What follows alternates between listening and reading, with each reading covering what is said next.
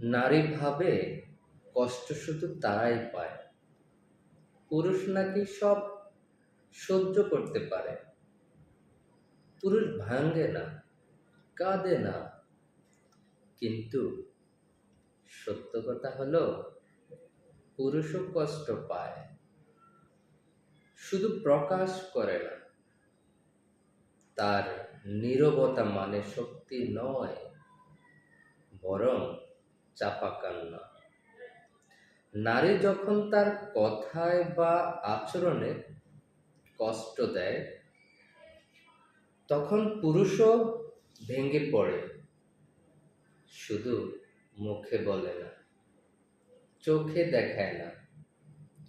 সবচেয়ে বড় কষ্টটা হয় যখন তার অনুভূতিকে গুরুত্বই দেওয়া হয় না।